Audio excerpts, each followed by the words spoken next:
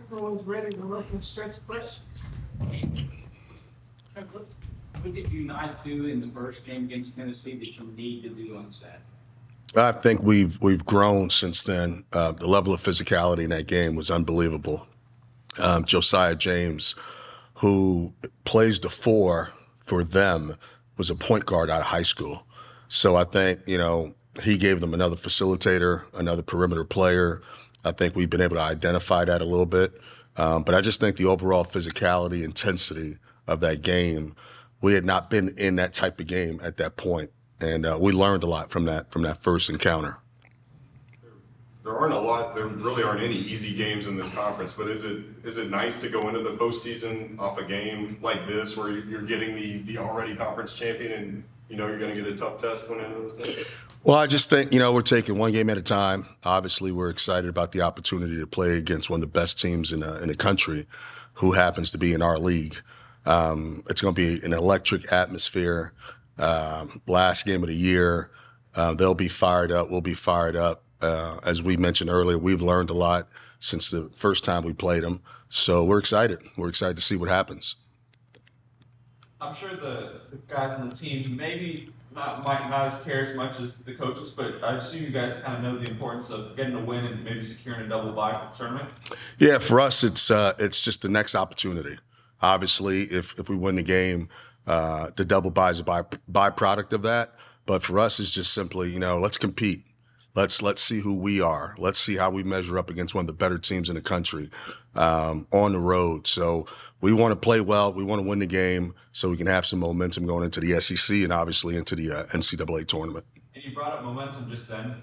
4 wins in a row. It's first time since back in the fall. Yeah. You guys were able to do that. So kind of what's been different these last 4 games? What have you seen? And how's everyone feeling heading into? I think the biggest thing for the most part, other than Trey Mitchell, we've been healthy. So we've had depth, which we've not had throughout the year. Some guys get healthy, other guys get hurt. During that stretch, for the most part, we've had everyone. I think since January, our freshmen are starting to turn the corner. They're super talented, as you guys are fully aware of, but they're learning from every game that we play. Hence the Tennessee game. Prior to that game, they didn't really understand the level of physicality. So we've gotten better. We understand how to close games out a little bit better. We understand how to win on the road a little bit better. And we understand the level of physicality when you play against a team like Tennessee. So I think that contributes to the streak. We're just growing and getting better as the year goes on. 4-game winning streak's also coincided with a really good run of play from Big Z. I think he's averaged 20 minutes per game across this streak. Just what has allowed him to get on the court so much and be so effective in these recent games? He's earned it. He's really worked hard in practice. It's taken him some time to catch up. He's a talented young man, but he was behind. Physically, he was out of shape. I think the first night where he played at Rupp was an electric night for all of us because we have not seen anything like that. But the reality is he was not in shape. He still had to learn how we played offensively and defensively. So he's starting to catch up now. And our guys are starting to feel more comfortable playing with him. And he's just a unique player. He can pick and pop and shoot the three. He can short roll to the elbows and the free throw line and facilitate, which he's done a few times. And because of his size, he can roll all the way to the rim and, catch lobs. Cal specifically mentioned a couple times about him being behind defensively, and he's not going to play guys unless they're bringing something on that end. So when it came to his defensive progression, was that just a matter of time? Was it a matter of him becoming better acclimated? Like, how did you see him make strides in that area? I think Big Z, along with all of our bigs, have been incredibly mature about our situation and our season. They all understand, like, look, you've got to defend and rebound for us to get better, for us to win games, for us to make a run in the SEC and in the NCAA tournament. And if you're not going to defend and rebound, then you're not going to play. And I think those guys took on that responsibility, took on that challenge, and they didn't make any excuses. They didn't point any fingers. And Z is a byproduct of that. He just said, okay, I got to get better, which he has. And we've seen an improvement in his play. Along those lines, Cal said Wednesday night he didn't really see himself shortening the rotation going into the tournament, which he usually does. And for the bigs, that maybe meant if you need defense, Ugo. If you need offense, Zeke. Sure. If AB's on, play him. In those situations, do you, as coaches, have to kind of be in their ear to help pump the other guys up who aren't playing, or do they just get it at this point? This group is a unique group that way. As I mentioned earlier, they're really unselfish. They really like each other. They really root for one another. So I don't think they have any ill will towards one another, any jealousy, any envy. They're great teammates. So they understand if Z's got it going that night, the other two are happy for him. Ugo broke a record, I think, a month ago. If you watch the film, Z and AB are ecstatic. AB played really well a week ago. Z and Ugo are ecstatic. So it's a unique situation, a unique group of people that we have on this team. You don't find that on every team.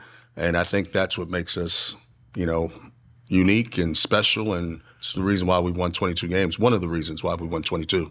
What have you seen out of Aaron's personality? Not just kind of amid Yeah. that chemistry, but really, since you got here the whole season.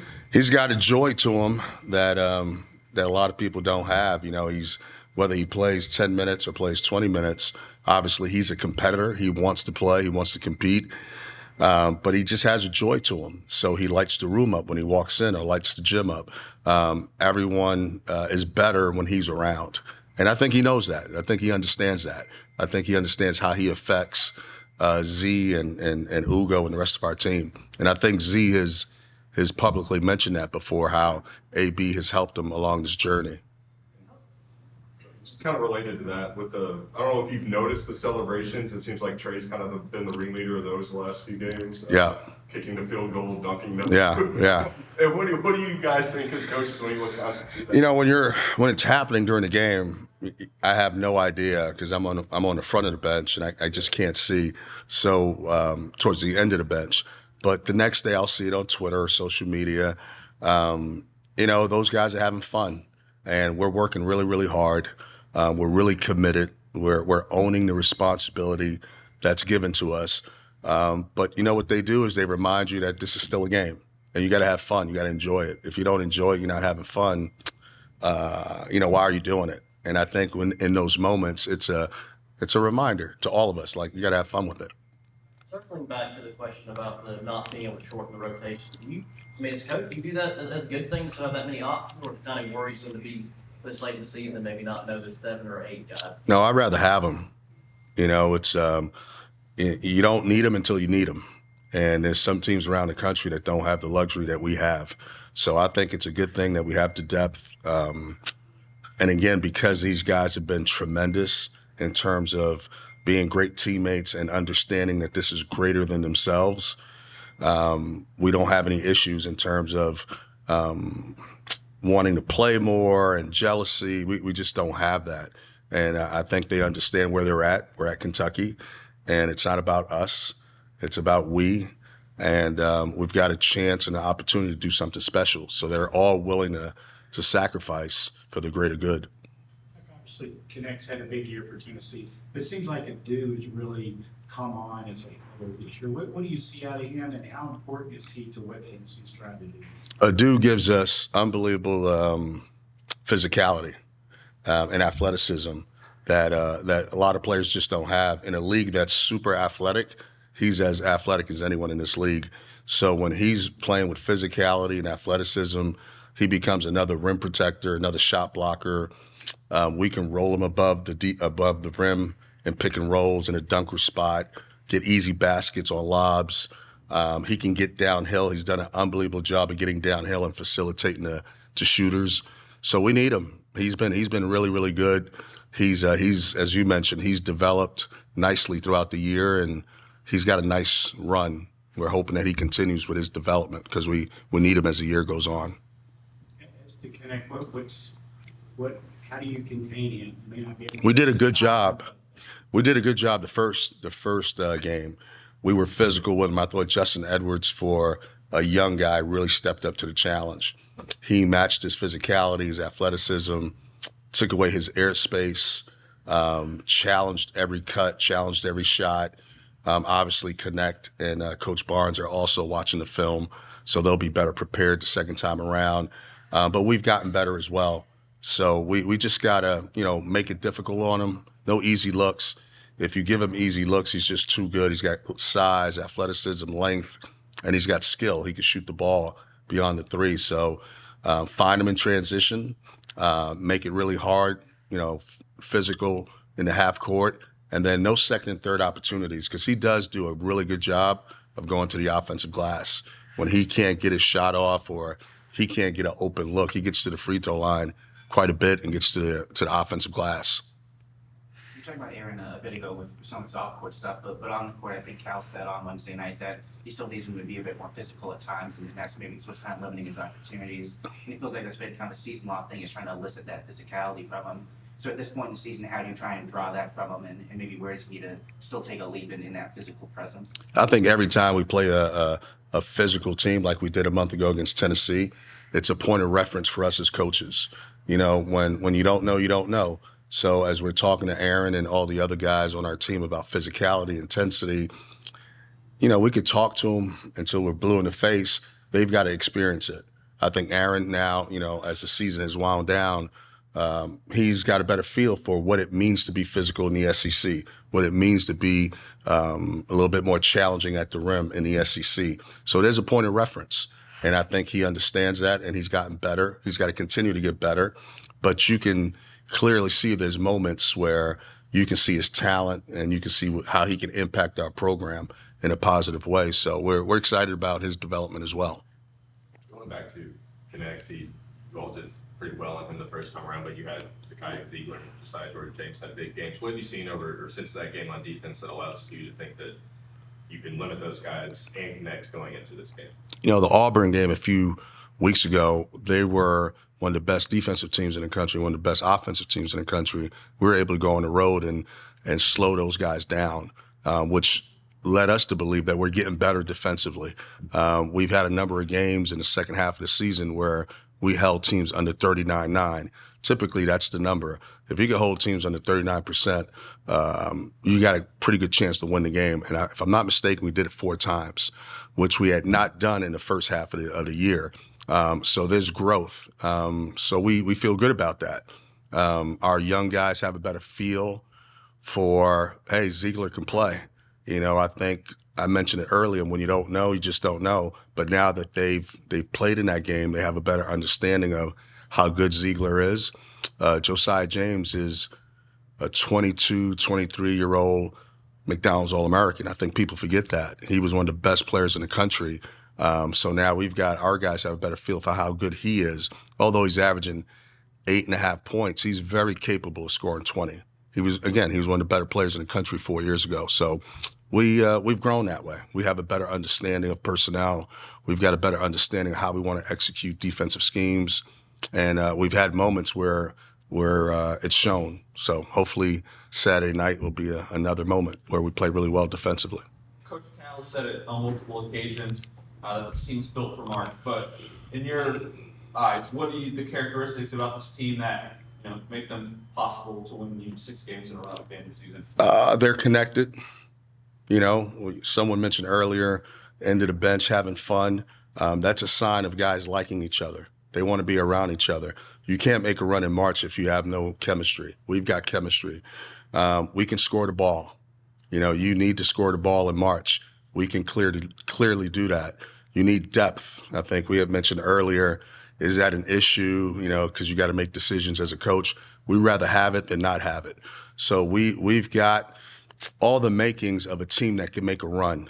And then we've got a guy who leads our program, who's done it before, a Hall of Fame coach in John Calipari. This is not his first rodeo, so he understands how to do this, which instills confidence in our staff and instills confidence in our players. So we got a chance. We just got to continue to develop and get better. You mentioned where you sit on the bench, you sit in that first seat. Yeah. I know different assistants have different responsibilities during the game. What are you supposed to be doing? What are you looking for when you're watching the game from the bench? Yeah. Most of my responsibility is play calls.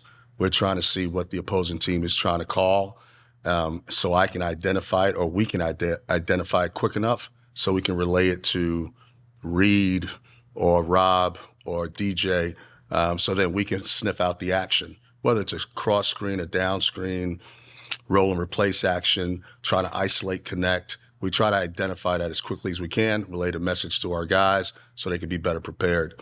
I'm responsible for fouls, who has fouls. Really, it's all situational. Do we have a foul to give at the end of the game? Do we want a foul being up 3? Possession arrow. We got 1 timeout left. The possession arrow is ours. Do not call a timeout. Fight for the ball. So most of my responsibility is situational throughout the game. We're talking about that, about the play calls. I've heard both Tom Leach and Jack Gibbons say when they go to practice, they see you guys work on things defensively, but it doesn't always translate to the game. Sure. They get in the heat of the game and maybe they forget or don't execute like they're supposed to. Do you see improvement in that area, especially among the freshmen? Absolutely, yeah, without a doubt. And again, evidence is in numbers. First half of the season, we had not stopped anyone defensively in terms of field goal percentage defense. The second half of the season, we've had 4 or 5 games where we've held teams under 39%.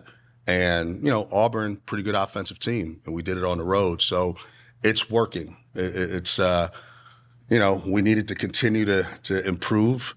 When you're dealing with young people, it's not as easy as we would want it to be, but there's certainly improvement. There's no doubt about that. As you round out the end of the season and head into the postseason, how important are guys like Antonio and Trey, not only on the court, but to kind of mentor these younger guys? They've never played in a postseason before, SEC tournament. Sure. Single elimination games, just to keep them kind of even keeled as you guys head through it. Oh, it's a great question. It's those guys give us a composure that's necessary in the postseason. They give us a maturity that's necessary in the postseason. But at the same time, as you guys mentioned earlier, they're not rigid. Antonio and Trey understand how to have fun with these guys. Our young guys also understand that these guys are about business, and it's a good mix. And it's hard to explain unless you're there every day. But we certainly need their leadership. Without Antonio, who, in my opinion, is one of the best guards in the country, Trey Mitchell has been one of the best transfers in the country. Without their leadership, I don't know if we would be in the situation we're in today. Trey kind of said that on the bench, when he does those games and those fun celebrations, that it helps maybe some of the guys who've come off the court if they're in their head or something like that. As coaches, when you look down and you're looking who's going to go in next, does that help you say, oh, he looks like he's in a good mindset and he's not kind of sulking on the bench? Yeah, I think it helps. I think we have a good feel for who our guys are. I think that does help, but even if they weren't doing it, we've got a good feel at this point for who these guys are, and we got a good feel for, are they ready at that moment to sub in that particular situation. But I think it does help. I think that's where Trey is incredibly valuable. He's great on the court. He gives us a pick and pop 4-man. He's really smart, but that carries over off the court. The fact that he's thinking like that gives you an indication of who he is as a teammate. Guys who you've been around who are kind of as casual as scorers as Antonio and kind of put up those quiet 20 games and just really find their spots throughout the game like he's been able to this. Yeah, not many. I've been doing this for 25 years. He's, I think someone described him as a quiet assassin. He really is. He doesn't celebrate much. He hits a 3.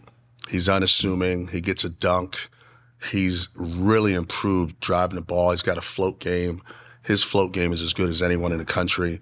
He can make it at 10 feet. He can make it at 12 feet. He can make it from the wings, different angles.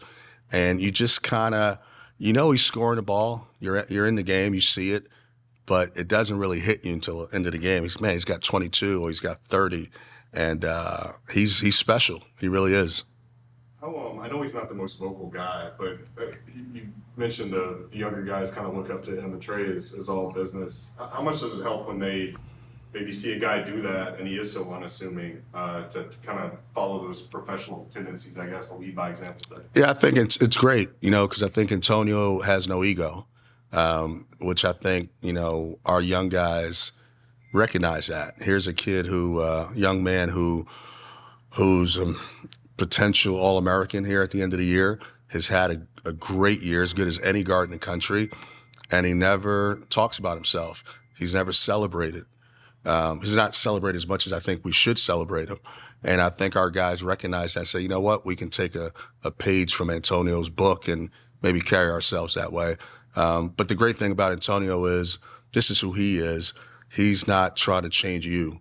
He's accepting you, whether it's Rob or DJ or Justin, Z, because we've got tons of personality on this team. Antonio's okay accepting you for who you are. So he's tremendous. Piggyback off that. Antonio's a quiet scorer, then Rob's really loud, I would say. He's loud, yeah. He's pretty loud. Makes one or two, and then who knows what can happen after that. I've really been taking over a lot of games these last couple weeks to end the season. Obviously scored 35 the first time, so kind of talk about his game these last couple of weeks and the way he's really, maybe turned the corner, especially in those kind of fourth quarter situations. Sure, yeah. First, Rob really works at it. Like I mentioned earlier, all our guys are gym rats. He's in the gym constantly. Before practice, after practice, on the weekends, he's working on his craft. That being said, he has a unique skill set that not many people have. At 6'2", he just knows how to score the ball. He understands angles. He understands timing. He can disrupt your defensive timing, and he's just unbelievable. He's as dynamic of a player I've been around in 25 years. And, I've been around Derrick Rose. I've been around some really good players. He can score the ball as well as anyone. And he's got an inner confidence that he shares with the world. And he's just incredible. He really is. And he's gotten better. He's starting to be a facilitator. He's starting to find people. I think the last few games, him and Z have had a nice rhythm, side pick and roll, lob dunks. Rob can really, really play. He's gotten better defensively. He's a good teammate, and he's committed to it. Like, he's really working at it. So it's good to see those guys have success. Appreciate you guys. Thank you.